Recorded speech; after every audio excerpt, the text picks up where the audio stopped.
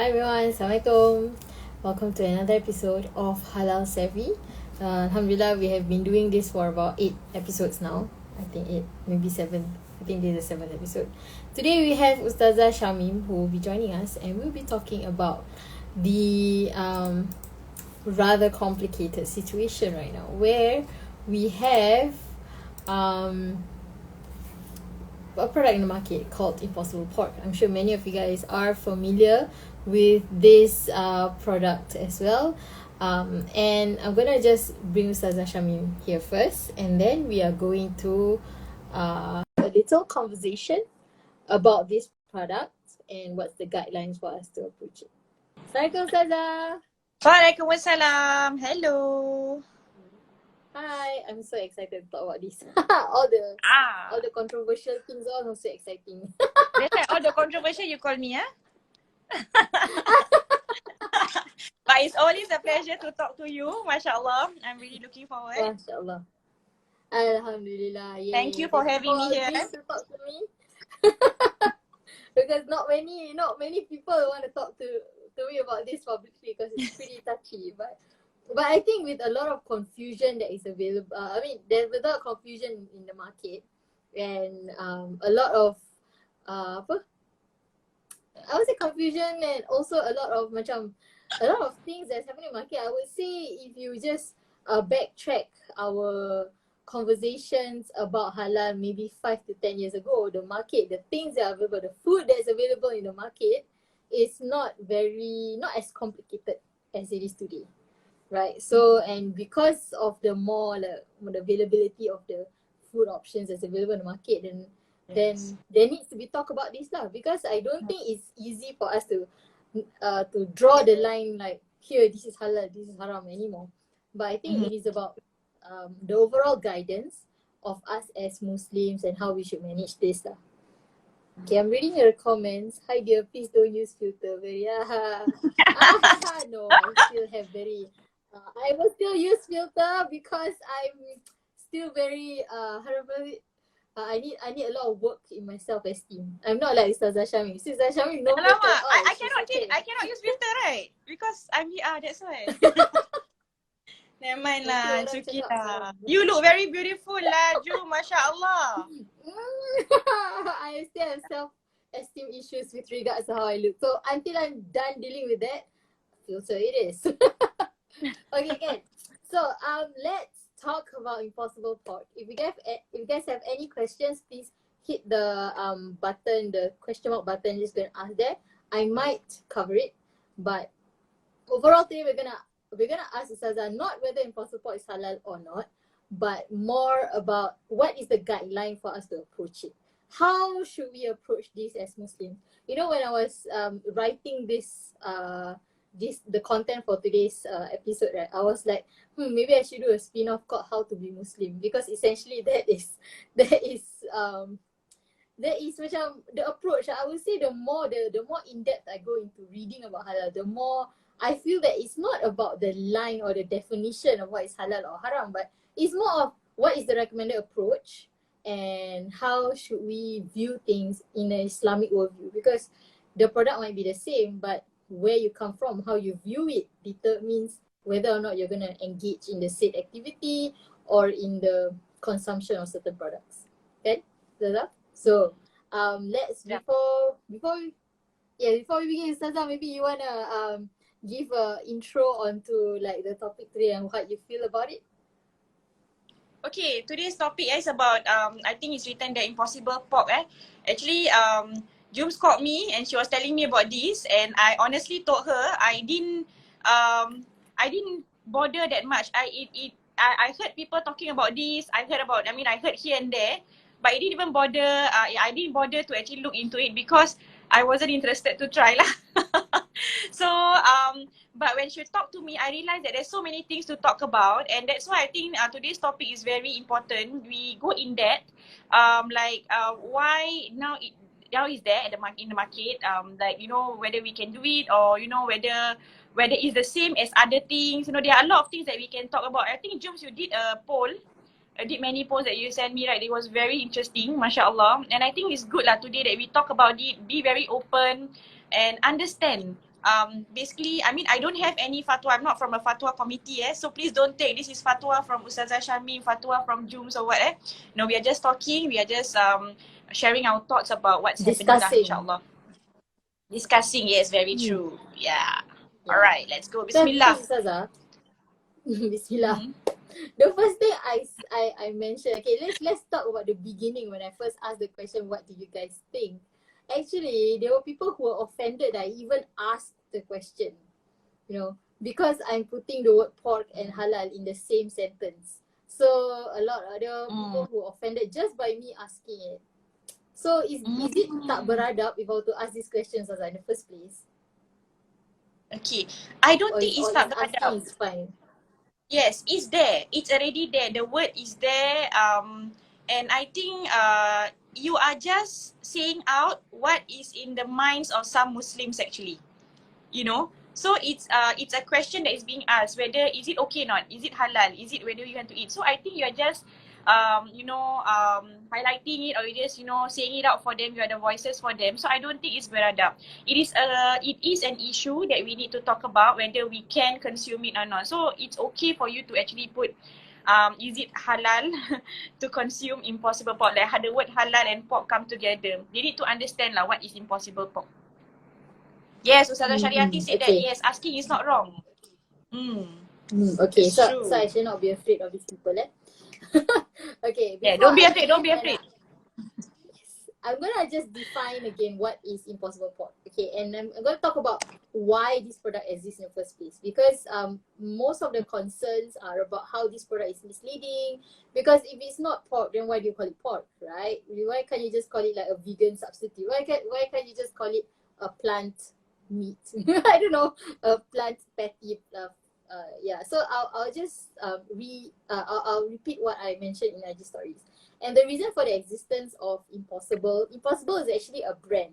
Okay, so we need to be careful with what we say because Impossible is the brand. But I'm just looking at it from the perspective of why such products exist.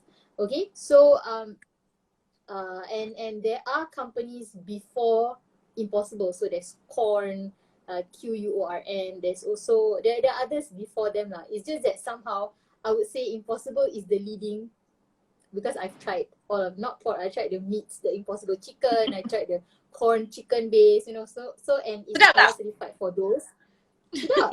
And somehow Oh. I tried the Impossible beef kan from one of the Uh-huh. halal shops kan. It really tastes exactly like beef. Like I wouldn't be able to tell the difference. And it is actually because of this compound called heme, HEME. And they managed to recreate this, and the extract from this is not animal lah, so it's entirely plant based. So they managed to recreate chicken from plants, they recreate beef from plants, and they recreate pork from plants. So why do they do this, right? The main reason for this is actually because of the world consumption and demand for meat. And it actually caused a lot of this demand for meat kan, it causes a lot of stress on the ecology of the world. Because when we demand so much meat, there needs to be a lot of farms, and I'm sure you guys have heard about those animals which are treated unkindly, or they are not slaughtered in the right way, atau they are kept in unsanitary conditions, and then some of them are diseased and they are not being taken care of just because there's so many of them and because it's needed, like because because to meet the world demand for meat, then that is what happens in the meat industry. So one of the solutions for this is to basically reduce like people know that when you switch to a vegan diet or you eat more vegetables, it's better for the planet. You don't demand so much meat, it's better for the planet because you won't even contribute to a lot of pollution or greenhouse gases in the production or in the plant in the meat industry lah that the meat industry generates. So so if you switch and eat more vegetables, it's better for the planet. People want to make this switch, right? But what we find it is so hard. Why is it so hard? Because we're all like macam dah addicted to chicken lah, yang goreng semua hari-hari kan. So to just eat plant macam susahnya. So rather than to get one way is to get people to switch to eat plants. The other way is to let you still enjoy the chicken, beef, meat, whatever that you enjoy, but we do not, but we basically make it from plants. So the effects of the meat industry is reduced. The negatives of the meat industry is reduced. We need a more balance, more plant consumption, less meat consumption for the world. So that is the reason why such products exist. So kadang-kadang some of you guys yang apa, ada lah, because I even things like no pork no lard, all this, right, some Muslims actually think of like macam, wah, you guys like trying to cheat us into thinking that this is halal, therefore you sell it in such a way. But actually no, there's a bigger world out there that's beyond like just Muslims, and it's actually they're trying to solve bigger world issues lah. But and therefore we have come to where we are today. Yeah. So the intention for the existence of such a product mulia sebenarnya. It's good, you know. Actually, we are encouraged to eat plants instead of animals. More animals.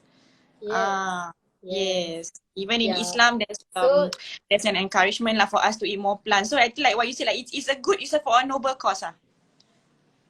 Yes, it's a noble cause. Tapi so itulah dia. So but now we know why it exists, right, kan? So there is several discussions that goes around this. So the first thing I wanted to ask was because this is the main argument that surrounds this item, tau Ustazah, and that is the intention. Like the intention to eat impossible pork make the impossible pork haram, right? Even though the whole product is plant based. And I just want to note that the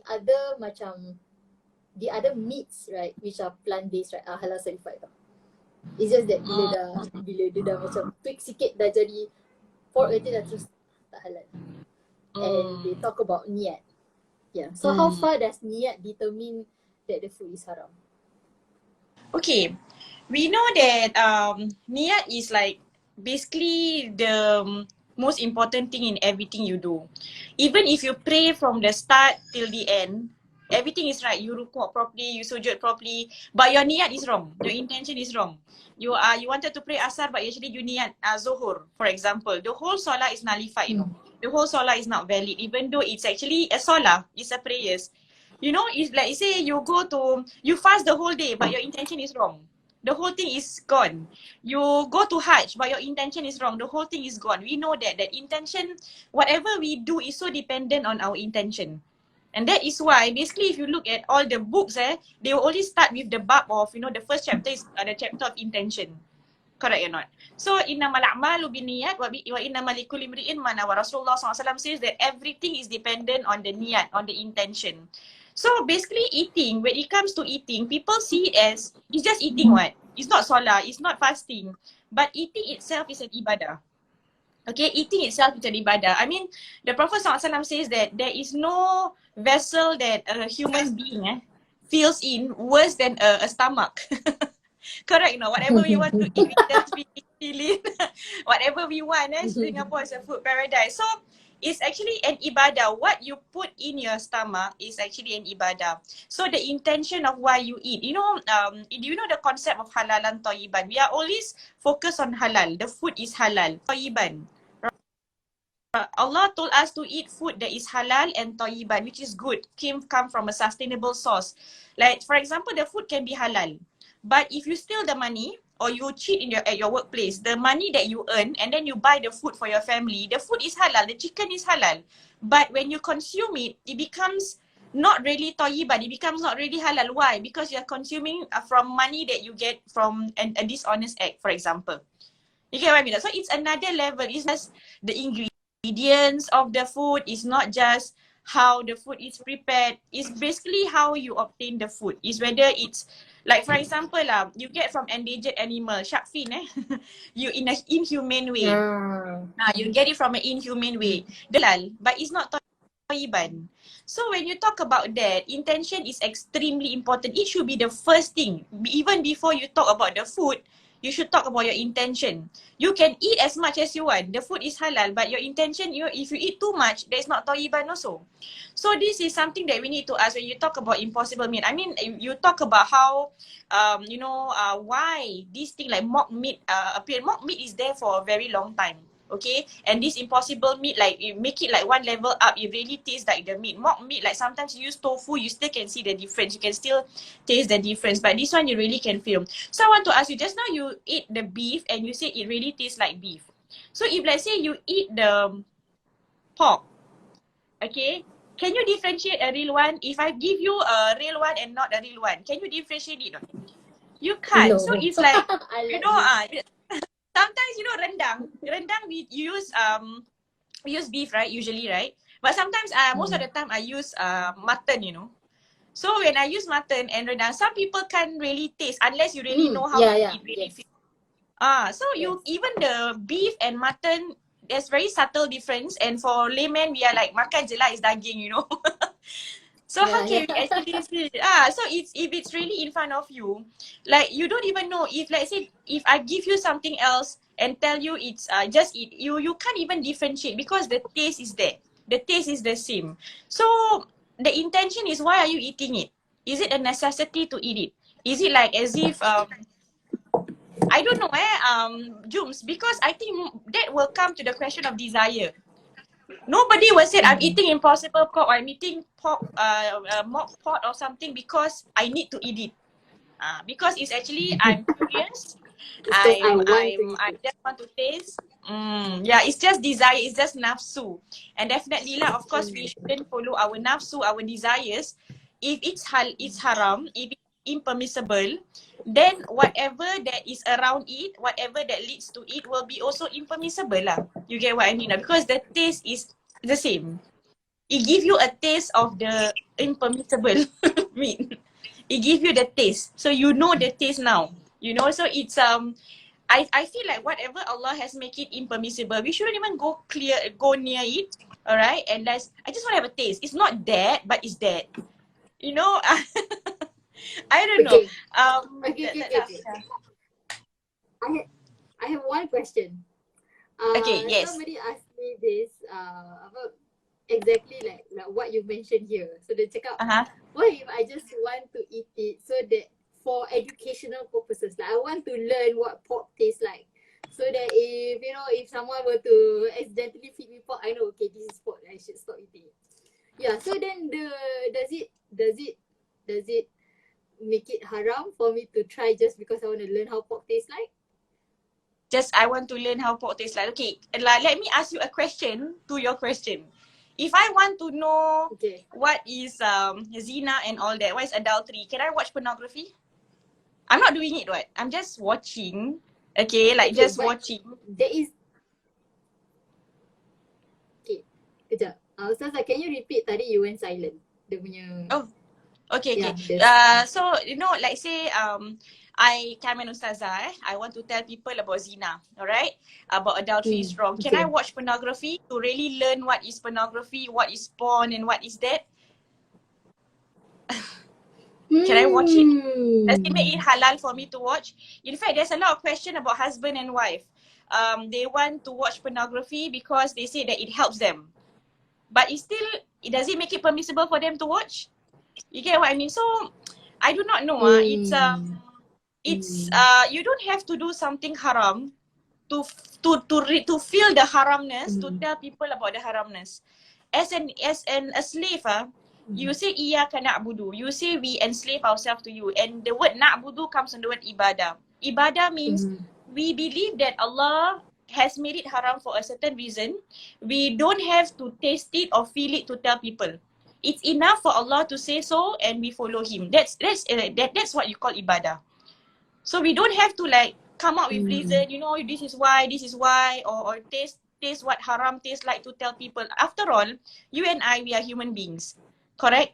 A taste of the haram can lead us to want to taste more of the haram. That's what desires are. The more you taste, it will grow bigger and bigger and bigger. So when you talk about zina, adultery, it is in fact haram to even do petting or kissing because but it's nothing to do with zina, but it leads to that. So it's just a taste of that, you know, something that is not permissible. It will lead you there lah. It will lead you there.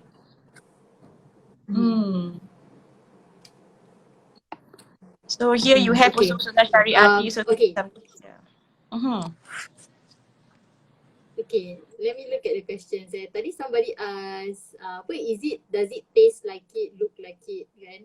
The answer is yes. So it tastes like it, texture like it, then the looks like it, but it's not it. It's not, it tastes exactly like it, right? Okay. So, yeah, it tastes exactly like it. So, and I would trust Impossible because like they are, in my opinion, they are the best. The chicken tastes like chicken, right? The beef tastes like beef, right? Yeah, the chicken really tastes like chicken. The beef really tastes like beef. So I would think the pork really tastes like pork. Yeah. Okay. So I'll bring it.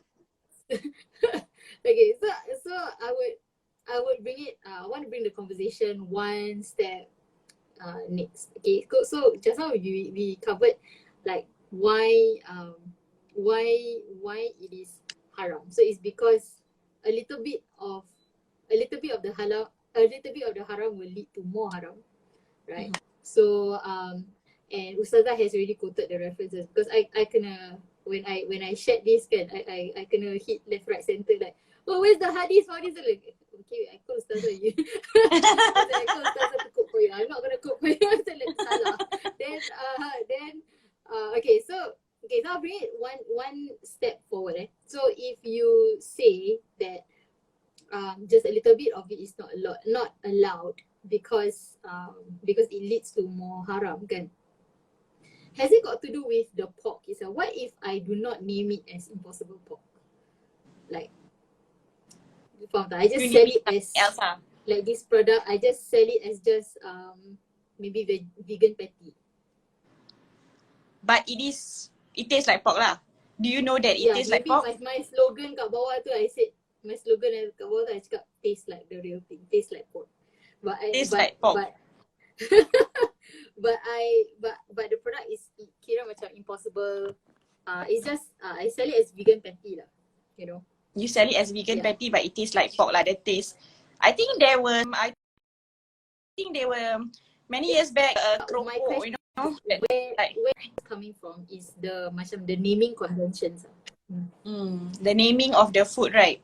Now, when you name the food, let's say you change, the naming of food, and then you change it, it does not like what I say. The taste is there.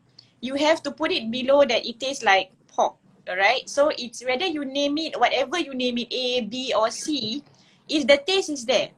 So it's like, you know, I feel like when we are trying to compromise these things, like just because of our nafs, our desire, we are like doing what? No, I tell my child, don't go to this place. So my child, they just go around the place. And then I say, why do you go there? No, I'm not going inside. I'm just going around, you know, I'm just going around. So it's, in other words, they are not really listening to me, no. Like defying what I say. I say, don't go inside. No, I'm not going inside. I'm just going around. So this is, there is also a hadith that, you know, I think you have heard of this hadith lah. Innal halal bayyin wal haram bayyin. What is halal is already clear. What is haram is already clear. Wama bainahuma. Whatever that is in between them is something that is not clear. And what is not clear, this is actually bring us more to the haram side. So whether you change the name, to me is just a strategy lah to make people eat it. Okay, so it doesn't matter about the name. The taste is still like what you say. There's him there. There's it creates that blood. You know, it will bleed. You know, it will bleed like real meat and all that. It gives you the taste of pork. And if let's say, for example, I don't know. You know, if Hari Raya Kurban, right? I cannot eat meat because I imagine the the slaughter and all that. So when you eat something, you know, sometimes you imagine chicken, you imagine that. So when you eat something that tastes like that, don't you imagine the thing? That means you are imagining something that is haram. You are eating something that is haram. And so basically what we eat also affect, it's another level. What we eat affect our, you know, it becomes our blood, it becomes our energy, it goes to our heart, the state of our heart, you know, whether it's pure or impure. Someone who drinks alcohol, his salah is not accepted for a few days because he drinks alcohol. You know, so whatever we eat is not just there's barakah lah. You need to have barakah in it. So whether you change the name or not, for me, I still think that no, it's just a strategy to allow people to actually taste pork. And I think that if you are so used to have the taste of something that is not halal, it is okay for you to one day even eat the real thing. Okay. So the name, okay, so the naming convention doesn't really matter. It still boils down to the niyat, right? Just now, Yes. okay, I want to ask a slightly deeper based on something you said tadi. So we are supposed to consume halal and toyib, right? So right now, I would say the community, we are stopping at halal. Halal is permissibility, it's legal. So macam allowed or not allowed, right? But the prescription for how you make your food choices is halal and toyib. So I'm just saying like as a Muslim, like macam how to be Muslim gitu kan. When I decide what to eat, is it these two must go together hand in hand? Like I must decide halal and toyib, it shouldn't stop at halal only. Okay. Halal, like we have, you know, we see junk food, junk food. There's a halal there, what? It's halal, you eat. I cannot say that you are doing something like a sin or what, because it's halal. But halal is something that you need to eat. It's a must for everybody, it's an obligation. Toyiban is something encouraged for all of us to eat. Something that give goodness to all of us. Okay, so it's your choice. It's a consumer choice. You want to eat junk food the whole day, makanlah. You know, can eat whole week. You want to eat anything, you can eat. It's your choice. Yes, but you are not eating something. You are making your health deteriorate. You are not eating something healthy. That means you are not fulfilling that toyiban thing. You are not giving your body the hak, the rights. Our body has a right. And our body's right is to eat something that is toyiban. So halal is an obligation. Toyiban is the right of our body. That we need, not only our body, the rights of, like what you said, the environment, the animals not supposed to be in the inhumane way. All these things are toyiban. So that's what I feel. And toyiban also, that is one aspect. Another aspect of toyiban is something that can assist us in the condition of our heart. We eat something, for example, I cook rice. When I cook rice, I read Fatihah inside the rice. Why? It's just a normal rice, but I want it to be toyiban because my children will eat with the power of Fatihah. You know, we believe in that as Muslims, right? So it is not just for the healthy body, it's also for the spirituality, for the healthy state of the heart. This is what we believe. So it's another level. It's not just about the food is halal. Okay. Okay, for you guys who are watching, I want you guys to refer to episode 3 or 4 where I was talking to Ustazah, which Ustazah? Ustazah Nazira and Ustazah Nikmat about Shubha and Nafs. Okay, so Nafs when it comes to food, and episode 1 when I was talking to Ustaz Farouk about how food choices is a character building process. So then it will basically go hand in hand with what Ustazah is saying today. Okay, I got one more question, Ustazah, about imitation, because there's another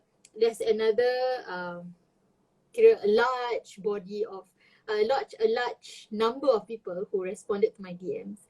They talk about how this is haram because if we do something that imitates the non-Muslims, then it makes this action haram lah. Right?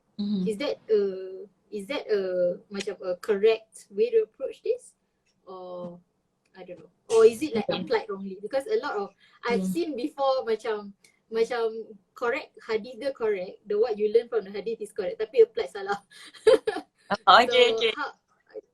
What is the application for that? So, yeah, I mean, I think we've heard of the hadith, man tashabaha biqaumin fahuwa minhum. Rasulullah SAW says that whoever follow, like for example, what we are not supposed to do lah, people that we are not non-Muslims do, then we are actually among them. Now, this hadith can also be applied here. Like, you know, for example, like some things cannot be applied. For example, if they wear jeans, can we wear jeans? Of course lah. You know, it's nothing to do with the haramness and haramness. But you know, when you talk about pork, it's already like there. It's already stated. Khinzir in the Quran is not allowed to eat. It's already there. Why are we even debating it? Like even trying to imitate to eat that.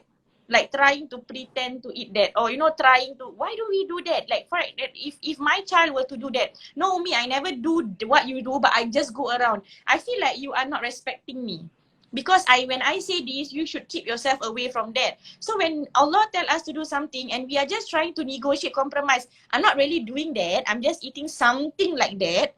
It's like, are we respecting what Allah SWT is telling us? Okay, and then maybe you can talk about, I think you talk to me about bacon lah, about what you call that, hamburger, ham and all that, the names, right? I mean, they also like, what, mukata, right? I learned that from you, no? Okay, Mukata, yeah. Mukata, yes. Pork Yes. skillet, Is that an appropriate name, Ustazah, Mukata? Alamak, you asked me. Because, yeah. Okay. I'll share my opinion first. So you're not the only one like macam sharing your thoughts. Okay, so because macam so I'll back you up, Ustazah. Don't worry, whatever you want to say. For me as someone who's a food reviewer and also someone who is macam from the halal certifications perspective kan, having to do desktop auditing for halal certification previously, I do find it macam, I personally lah find it offensive when you term halal and then mukata behind it, because it's a oxymoron. You get me? It's something that is impossible. I want to put it into perspective. Why we don't feel it so much when people say macam halal mukata like that, kan? It's because the word mu is not from our language, it's not from our culture. So kita tak rasa sangat lah, kan? Another example is bak. You know, like somebody talked to me on IG. She was saying that you know mi bakso, kan? That bak, right, is babi. Like last time lah, because of course now bakso is beef lah. It's primarily beef, all beef usually now, right? So but if you were to talk about macam all the different food categories that start with bak, actually is referring to babi. So same with mukata. So if you were to translate it in like local context, you literally will have the word halal and pork beside it. Okay, but why are we not sensitive to other versions of this thing? I feel like this impossible pork is the most macam, is taking it like to the very edge. This is the extreme already. That's why orang suddenly triggered. Yeah, that's why orang say triggered lah. Macam, is already taking it to the extreme. Because when we say khinzir, we always use the term pork. Tapi kita tak pakai the term yang lain-lain tau. Like we don't use ham, we don't use bacon, we don't use, you know, all the I would say more classier name for pork. Pepperoni. Pepperoni, salami. Sedap you pepperoni pizza. These are all the halal certified pepperoni pizza all made of beef plus chicken lah. It's not pork. But I'm just saying that macam it's like a digression. It's like a slowly, macam tadi lah you cakap kan, like a lot of it is haram. So a little bit tak boleh. Is like leading towards it or going around it, memang tak boleh. So applying that same concept kan, then what about the other things that we have been casually accepting as halal, like you know, bacon, like you know, chicken, ham, you know, stuff like that. And this is a true story that because these are really, and the detrimental effects on the community lah. Because this is a true story. My friend who grew up in okay, I should not say what country, but she has basically been surrounded by chicken, ham, and whenever people say ham, she think that it is chicken lah, because it is used often side by side kan. Then she went to study in the US, and then she ordered the ham sandwich. So then she just ham sandwich dia makan lah, and then after that we had to tell her like, you know, this is pork, right? Like, you want to eat it is your choice. Tapi I need to let you know that this is pork. You know it's pork, right? She had like the worst like breakdown ever, because her whole life she thought that ham means chicken. Like she thought that ham can mean is being made of different meats, and she doesn't understand that by nature, like if you say ham, you mean pork. when you say pepperoni, you mean a mixture of pork and beef, you know.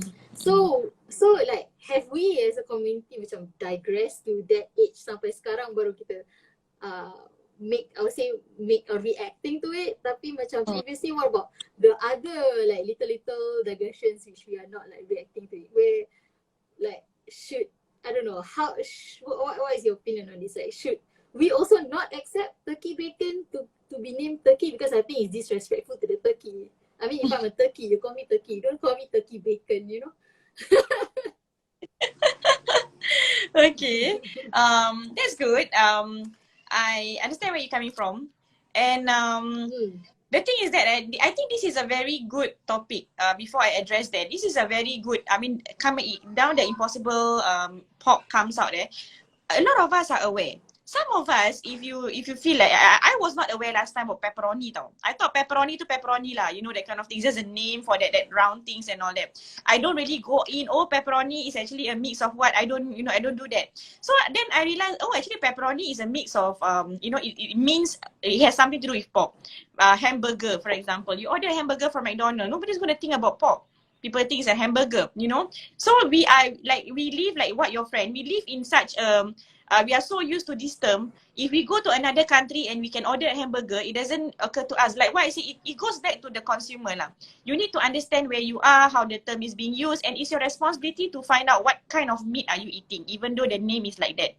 So, and then if you want to compare like hamburger, whatever thing like bakso ke whatever lah to this impossible pork, I don't think it's a fair comparison, because the hamburger that we are talking about, like in Singapore lah, we're talking about hamburger, we're talking about pepperoni and all that. They do not taste like pork. They only share the name because of the way it's cut, the way it's processed, the way it's cooked, like mukata, whatever lah, the way it's being cooked and all that. So that's why it's being called like that, alright? But the taste is not like pork.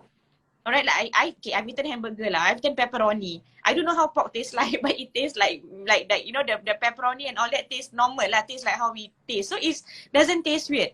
But when you talk about impossible pork, you're talking about something that tastes exactly like pork. So it's not a fair comparison. It doesn't even name like pork, it tastes like pork. The name is actually very, to me, it's a secondary issue. The primary issue here is the taste. So the taste, it feels like pork, the texture is like pork, it feels like you are eating real pork. So that is like, it goes to another level, no? Why do you need to eat that? You know, and yesterday I had a talk with my husband. My husband was telling me, I was talking to him about this. Then he said, what about people who just entered Islam and they want to eat it? Then I was telling him, it's when we enter Islam, right? Of course, you know, we are supposed to oblige to whatever Allah SWT has done. But there are people who are like, I want to enter Islam, but then I still want to eat. I still cannot let go of my pork. You know, my pork is my favorite food. If you have that, you know, I have things like that. Like my converts telling me, Ustazah, I still love dogs. I want, you know, that kind of thing. So that's when there is, you know, you can understand what's the intention behind it lah.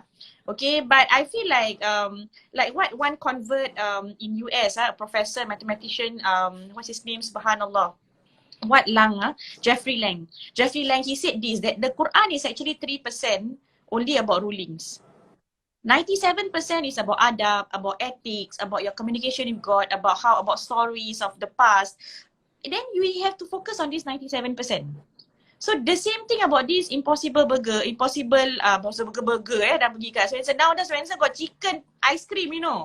I cannot lah. I know kan. I just cannot. Too irritating. That's why, subhanallah. So it's you know, the 97%, which when we look at a food when we are eating, it's not just about the halalness of thing lah. It's the 97 with the adab about eating it. Allah SWT tell us we cannot eat it. It's a najis. Okay, it's something that we shouldn't eat it. Why do we eat it?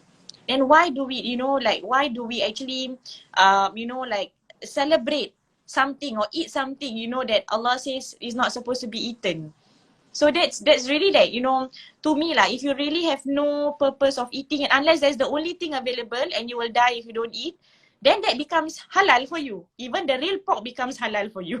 So it's really we need to think about it. Nowadays there's so many things, and sometimes we just this halalness is we think of it as nobody knows, whatever, but it affects you. Allah doesn't need us to eat halal food. We ourselves need to eat halal food because it come back to us. And then Jubes, you were saying something about how just now you were emphasizing about something small that leads to something big. You know the ayat Quran, maybe for those of you who want to refer, it's in Surah Al-Baqarah verse 168. Allah says, Ya ayuhan nas kulu mimma fil ardi halalan tayyiban. Eat what is on earth halal and tayyiban. Halal and good, right? Now, the ayat doesn't end there. It continues is wala tattabi'u khutuwati syaitan. Don't follow the footstep of shaitan. And you know Adam alaihi salam, right? How shaitan deceive him is bit by bit by bit. He was very far from the tree, from the fruit, but how shaitan make it closer to the fruit, and at the end of the day when he eat it, we don't see it. So these kind of terms, these kind of things that come out, we should be very careful. If we don't have any need to consume it, then why do we consume it? Faham. Okay, I want to repeat that again about how I think Ustazah you mentioned something that just macam hit me like a ton of bricks. Okay, the part about 3% of the Quran is about rulings. Okay, I apply this as, for example, halal certification and release of fatwas. For example, it's laws essentially, right? 97% is about how individually Muslims make their own choices in life to please Allah, right? And that is where all the adab, halal and thayyiban comes in, and all the macam what you should seek, what is your career, what is how you dress and stuff like that. It's about how your communication with God, about how you want to feel closer to Allah. So if I were to summarize this, macam summary dia macam sama dengan everything else in life gitu like, does consuming this make you closer to Allah? Yes, that says the big summary. You datang rumah I cook today, then say, Umi, what you cooking today? I cooking sweet and sour, impossible. I feel like, my mother ni betul ke tak betul kan? Subhanallah. I mean, so it's you, if you can find it difficult to accept that, then I think this is, I actually was quite, I want to talk to you about this because I don't think this is a touchy issue lah. I don't think this is actually a controversial issue. I think this is quite a straightforward issue. Yeah, why do we eat? I don't think we need any fatwa also for all this. Why do we eat? Do we have any necessary? Is it necessary? Sometimes all of us think like we need fatwa. No, is it really necessary to eat it? So if it's impossible other meat, silakan lah makan. Yeah, I do want to taste. Okay, maybe Jumaiyah can cook for me one day. Okay. So the rest, but the meat, it goes back to our intention. It goes back to why we must eat it. It goes back to what we put in our stomach as our blood that flows in our body, that we bring to our solar, that we face Allah. Can you imagine, that kind of, what kind of blood are we saying in our Fatiha? Iyyaka na'budu, ya Allah, only to you we worship, and yet we just consume something that He says don't consume it. But it's something like that. No, it's not like that. Okay, so I think Wallahu alam, can summarize it lah. Okay, but okay, one more thing. I think because right, my DM is very heated, so I think a lot of them are also watching here and looking forward to watching this real life later. I think people are having this problem of reconciling legalities, because at the end of the day, macam I think as humans, we want consistency, then we want a guidance which is macam consistent lah. So kalau macam like for example, if I say like example is wine, like halal wine yang non 0% alcohol tu kan, and it is halal in other countries, like they actually issue halal certifications for that, and then in Singapore is the fatwa released saying that it's not halal. So there are people who macam derive parallels to that. So they say that if non-halal wine is taken as non-halal, then that means impossible pork should also be taken as non-halal. Okay, from a food science perspective, I would say that it is not a fair comparison because of the nature of how the products are being produced. non-alcoholic wine, dia when it's being produced tu, it is actually quite a number of it. It was alcohol before, and then the alcohol is being distilled out of the drink. So the product was essentially in between intermediary products is non-halal. So dia dah haram, and after that you remove it, you remove the impurities, and it became halal. But when it comes to impossible pork, the nature of the food is plant all the way. So it's plant all the way through and through halal, the sources. So these things are basically, these are the inconsistencies which is messing with a lot of people's minds. And that is the macam unsettling thing about it. So from the food science perspective, it's not a fair comparison to issue a standard, a legal standard for it. Then but when you look at like everything else that Ustazah has mentioned today, you approach it from not that perspective, but from the other perspective, imitating people who are not Muslim, and also the intention. I think today a lot of the conversations revolves around intention and whether it helps you in your religion, in Islam. So those things are basically the marker. It seems as if today we are talking about how intentions are a key element to determining whether or not we eat the food item. But it almost has very little bearing on determining the legality of it. Like just because even if it's halal certified, right? You're still not encouraged to eat it. Even though it is halal, it might not be tayyib, and therefore you're not allowed to consume it. Not encouraged to consume it. Yeah. The question I have for you, Ustazah, after saying all of that, is that quite a number also came at me because they were saying that anything beyond a checklist of halal is basically superficial. So is it superficial, Ustazah? So they say that it's superficial. I understand why they say it's superficial. Tapi it's almost saying to me that my religion is superficial. If you're saying my intention is superficial. You get what I mean? Yeah. So the more I think about it, the more I feel macam attacked gitu kan. I think being a Muslim, it's even fatwas. Fatwas are not fatwas are guidance, right? So you find different fatwas around the world, different fatwa. Like sometimes people are confused. How come this fatwa say this, but this fatwa say this is different? Fatwas are guidance, okay, and especially for the people who are living in that certain country, okay. So knowing that the context is the fatwa is based on that people there because it is based on the context of the people, alright? But at the end of the day, it's your choice. It's really your choice. If it's halal certified and you choose to eat it, you eat. The consequences is on you. In Islam, Allah, la ikraha fid din. There is no you can't even force someone into the religion. You can't even force someone to eat what they like. The junk food is halal. Is halal. But I, as a mother, I don't give much junk food to my kids, right? I cut it. I don't want. I limit their junk food. Why? Because I know it's not healthy for them. But it's halal. But it's my responsibility. So I think it's really up to us whether we want to take which fatwa, whether if it's halal certified and we want to eat that food. It's really up to you. I cannot go up to you and say astaghfirullahalazim, that kind of no. I can only give you guidelines. Like these are guidelines. At the end of the day, you are an akil, a baligh, you have your own mind, you make your own decision, it's your choice, you eat it, but you have to bear the consequence of it. So what kind of consequences? Wallahu a'lam. If something, it might, I'm not cursing. If let's say something goes wrong in your life, you come back and see, is it something that I consume? Because people, scholars, usually when they are very, very careful and very wary of what they consume. Very careful of what they put in their mouth.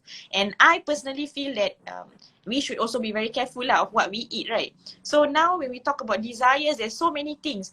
You ask yourself why you are eating it. If you really want to eat it, you want to try, ahlan wa sahlan, it's up to you. You know, but you bear the consequence lah. All of us, we can just say, okay, this is this based on intention. But if you still say, no, I nak makan juga. You know, I want to try. It's like that. I feel like that. Ahlan wa sahlan. I'm no one to say to you that, oh, astaghfirullah. No, it's up to you. It's your choice. I see. Oh, Ustazah, it has been 50 minutes since we started talking. Tapi it feels like I only talked to you for 10 minutes gitu. Is that good or bad? Yeah, it's good. It's good. Okay, we're gonna take some questions and then after that I'll let Ustazah give the closing remarks. I mean, and I'll show you guys my thoughts also. Okay, so the fugitive baker asked, what about products like turkey bacon? The naming convention includes bacon. Should this practice be encouraged or macam ignored, or should we macam like be indifferent about it atau tak kisah, or should we macam just advise people, please don't name turkey as bacon. Because You it's answer, you confusing answer lah. It's misleading and confusing lah, Ustazah. I mean like It's misleading lah, like what you say. But then but for people like us like we are so used like hamburger, bacon, you know, that kind of thing. For me personally, I don't like the word bacon and all that lah. But hamburger, there is a certain percentage of me which thinks of that lah, you know, a certain percentage. So definitely naming something, of course, it is best not to name it after something which is haram lah. If you ask me preferences, definitely it's better to name it as 100% halal. The naming is halal, the process is halal, everything is halal. So definitely it's encouraged for you not to use this kind of terms lah. Is there a guidance? Because I tried looking for this guidance about macam what is recommended or what is the hukum for giving non-halal names to halal food. Is there a guidance for this? Non-halal name to halal food. You know, the time of the Prophet SAW, you don't see this as much. You know, there's suddenly non-halal food or, you know, something. No. But what I can see is the name is everything. We talk about human beings lah. Your name is a doa, right? Your name says a lot about you, right? So that about what you eat is also the same thing lah. What you eat, you want to name it a good name, you know, because the naming of the food. I mean, you talk about this food industry, they try to make it so, you know, the name is so macam, you know, nowadays I don't understand the names also of the food. But I think it's like what I say, is preferences. You talk about guidance, I can just refer to you about how naming the thing is very important, how you call something is very important. And so the food itself, food is something that Allah has given us, and food cannot talk, right? So food is not human beings. But there were times where during the Prophet ﷺ time, the meat is being poisoned. Allah made the meat talk to the Prophet and said that don't eat me, I'm poisoned. There is, you know, we believe that the meat actually can talk to the Prophet lah. Kalau daripada kita, you know, they talk. So the meat, everything Allah give us. Yeah. That is one of the mu'jizah of the Prophet, that the meat can actually tell him that he's poison, you know. Kalau lah the meat can tell us, aku tak halal lah, jangan makan. Subhanallah. But you know, we respect these things lah. You give a good name to it, and where we can lah, insyaAllah. Okay. So give better names lah. Right. Okay. I just want, I mean, when you were saying that, I actually teringat one story. Maybe I just share a bit. I mean, you shared the meat actually talk to the Prophet. But I feel like this community, this macam super normal is not the right word. Spiritual connection. I think it happens. Because okay, I'll share with you. Because in my line of work kan, in my line of work, I have to, people send me food to review, but every time they write in and say, hello, can I send you food to review ke, do marketing for me ke, stuff like that. We usually check whether it's halal or not, the halal certification or not. But if it's a Muslim owned business, we will actually ask them to fill out a form and with all their details, and then they need to be verified as Muslim owned first. The brand needs to be verified as Muslim owned, and then inside the form there is this clause where they have to sign and they have to say that they are responsible for all the halal ingredients that they sell out in the food that they sell, right? just because that form is there, kan, I have a like at least 10% dropout, 10 to 20% dropout rate. So that means they are just macam, okay, they have to sign, cakap, okay, then I don't want to sign, or they don't want to send, or they say, oh wait, let me check my ingredients first. Lepas tu dia say, okay, I dah tukar my ingredients, I dah sure that this is 100% halal, then I will send it to you for review. So the how to put it, as Muslim, I don't check lah. Macam I'm not gonna question you whether macam you pakai your ingredients on halal ke tak. No, I just want you to be sure, and then you just sign to say that you are sure. Kan? So that is the part that macam that is one way to, I would say, protect myself, because I also macam scared I promote something which is like not 100% halal kan.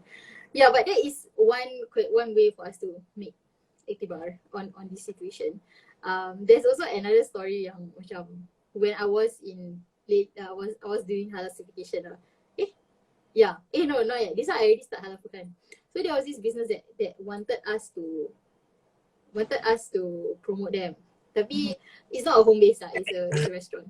And then I'm not gonna say what name, tapi somehow my team found that the people not very friendly. So kita tak nak. So they just don't want to talk. And then after that, every time I wanted to meet someone who wanted to meet there, the meeting got flouted all the time. Such that throughout the existence of this restaurant in the market, I never went there to eat. No matter how many plans I made to go eat there. Right? Many years later, after the restaurant dah tutup, dah brand dia dah tak ada, I actually learned from someone who worked in the kitchen there that they actually used alcohol in the kitchen, in the food. Yeah. So it was like a guidance. Allah guided your heart. Yeah. Correct. It's like a guidance, I would say. And the only reason why I know like they are selling, they use like non-halal ingredients in the kitchen, and they use this like discreetly tau. So the only reason I know that is because I somehow stumbled upon somebody who worked in the kitchen. Yeah. So and then after that, when I talked with several one or two people who are very alim. Yeah. So I just casually ask them, oh, you pernah makan kat restaurant ni? Then after that, I say the name lah. Then they also said the same thing. They were like, oh yeah, I always wanted to meet someone there, but somehow terus tak jadi. Like always tak jadi. So I remembered this story because of what Ustazah, what you just said about the food. Macam the food told the Prophet, don't eat me, I'm haram, I'm poison, right? That this kind of communicating is Allah guiding us, and it can happen in other ways as well. Yes. And this is one of it. Yeah. Yes. Very true. So it happened. Yeah, it happens. I will take one question from this person. After that, I'll let Ustazah do the final closing. Okay. So the question is: Impossible pork and the rest of the impossible meats may be manufactured in the same factory. Can we still consume other impossible meats? I would say there is no issue with the other impossible meats because the entire factory would be of halal sources, and you've got to also remember that impossible meat, which are chicken and the non-pork meats, are actually halal certified. So that means that essentially the factory, some of them, the whole factory is halal certified. Yeah, because why would it not be? All the sources are all halal, and all the sources are all plant-based. And they don't use meat in there, so there's no contamination in the production process. Again, the halal here, like what we've discussed the entire session here, is about the person who's consuming and why you want to consume it. And consuming it doesn't help our religion at all. It doesn't help our spirituality, and it doesn't help our relationship with Allah. Okay? So from a technical perspective, there's actually no issue. Okay, let me see. Okay, should we take one more question, Ustazah? One is it? Up to you. I find that this is important, Ustazah.